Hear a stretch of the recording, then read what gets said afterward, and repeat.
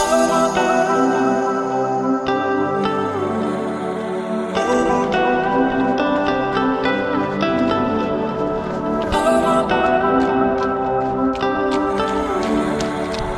guys, Chris here and you're watching Here We Are Running. Welcome back to the second training vlog for my North Downs Way 50 mile training series. And in this episode, we're going to talk about the second difficult week.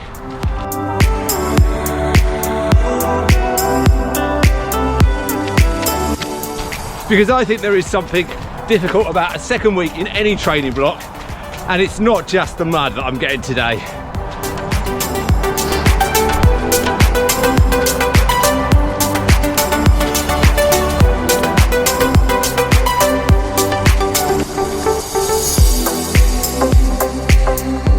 And later on in the video we will do a complete recap from my entire week of training. But first, let's go and enjoy this long run out on the trails.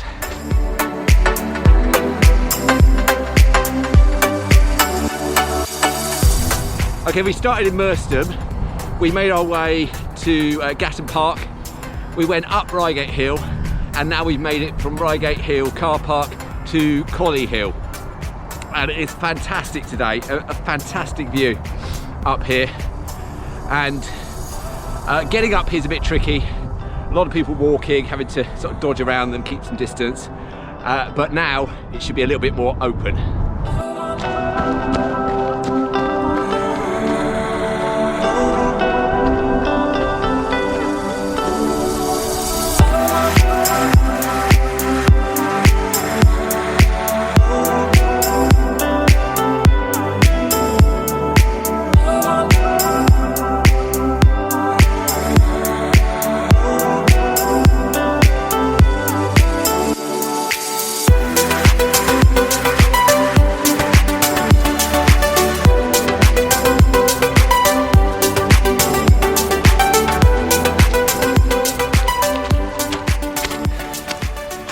Right, made it out into the open at last. That was a muddy section of this run.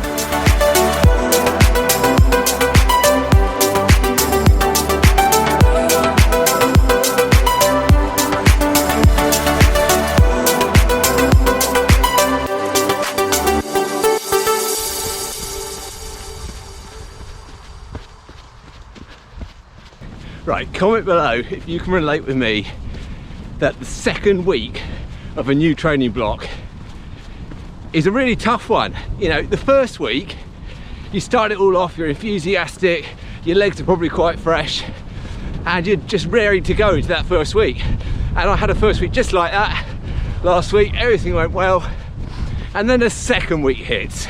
And maybe for you it's not the second week, maybe it's the third week, but after that initial view of the training starting, it all becomes a little bit more difficult in the second week.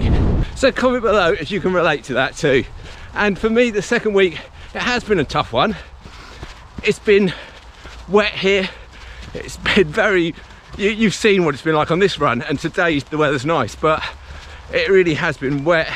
It's been cold. Getting out to do runs has been a challenge, working that around work and everything.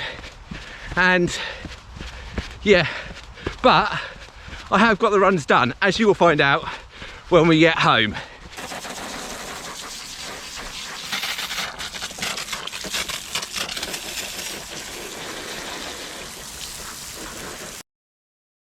Okay, back home, back in the Run Hub for a rundown of the entire week of training. And as always, Monday was a rest day. So we started our running again on Tuesday.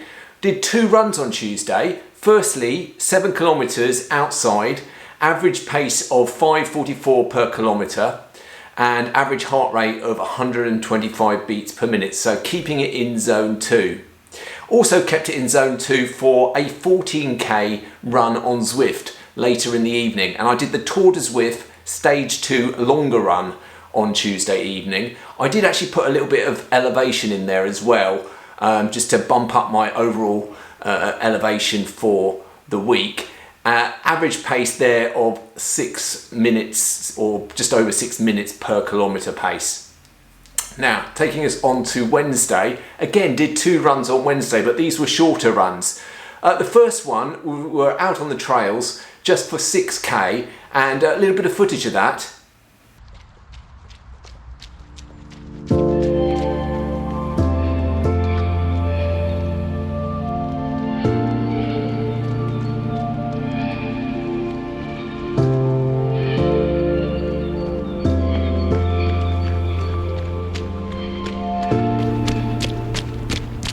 So it was a cold and wet Wednesday lunchtime, and I didn't have a lot of time available, but I did have enough time to get out there to do 6k on the trails.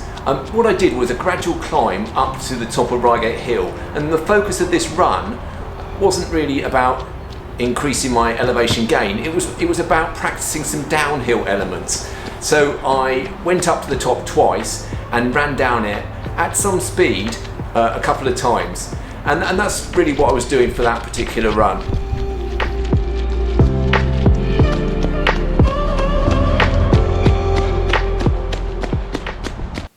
My second run on Wednesday was again on Zwift. It was in the evening, and it was the Tour de Zwift Stage 2 shorter run, which was around 2.5 kilometres. According to Strava, I did it in an average pace of 3 minutes and 47 per kilometre, with an average heart rate of 165 beats per minute.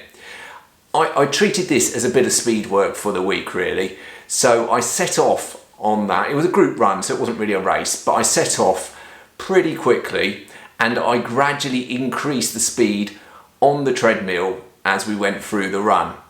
And as you can see, I was overtaking some people, and we finished fairly close to the top there on that particular run. But yeah, that was my bit of speed work really for the week. And then on Thursday, I think again the weather was probably horrible outside, and I probably didn't have time to go out for a lunchtime run. So I decided again to run in the evening. Now this time it wasn't a great run, to be honest. I had eaten, and then I left it about an hour, which sometimes is okay, but for an evening meal, maybe not. Should have perhaps left it a little bit longer. And then I got on the treadmill and I did 14k. Again, it was Tour de Zwift, but this time we'd moved on to stage 3, and it was the longer run for stage 3. I did it at an average pace of 6 minutes and 27 seconds per kilometre, but that doesn't tell the whole truth, because I had about a 7-minute break halfway through for a rest stop. So yeah, it wasn't a great run. It didn't feel good. Certainly the first half didn't. After that rest stop, things felt a little bit better. And yeah, I think I put some elevation onto that run as well, but I'm not entirely sure now. Can't remember. But yeah, that was the Thursday run, 14 kilometres on Zwift. And then on Friday, we did 11k. That was outside. That was a much better run. It was an average pace of 5 minutes 42 per kilometre and average heart rate of 129 beats per minute. So for that pace, that heart rate is pretty good. That's pretty spot on for me. Zone 2 heart rate at 5 minutes 42 per kilometre. I'm happy with that. And Saturday, again, ran it on Zwift, did 10k. This time I chose to run with a pace partner. So they have some pace partners that run at different paces, and they're consistent at that pace, and you can just go and run with them. They're continuously running. So I picked one particular pace partner that was running at around 5 minutes per kilometre. So I treated this as a moderate paced run, and I also put some elevation on for the second half. So my average heart rate for the entire run was 130 beats per minute, but it certainly went higher than that when I started up in the elevation. And that takes us to Sunday, and as you just saw, Sunday's run. So it turned out to be 23.5 kilometres. It took me around 2.5 hours to do it, with 385 metres of elevation gain. And yeah, it went okay. As I say, it was a very muddy run. It was just good to get the distance into the legs and have that long run, and just upping it very slightly from last week's long run. So what does that leave me for the entire week? It leaves me on 88 kilometers, or around 55 miles run across the entire week, with a total elevation gain of 948 meters, which is a little bit lower than the previous week, but still I'm happy with that. And of course, as you saw, a mix of outdoor running and indoor running. So there we go, week 2. It wasn't the easiest week, that is for sure, but certainly a week that I'm glad that I've completed, and I'm glad that I've actually increased the distance run just very slightly from the previous week. So that takes us into week 3, and guys, I hope you'll join me and find out what we did in week 3 in next week's vlog. And I hope you've enjoyed this video. If you have, of course, please do hit the thumbs up button to give the video a like. And if you're new around here, well, why not consider subscribing for regular running content? But for now, guys, goodbye.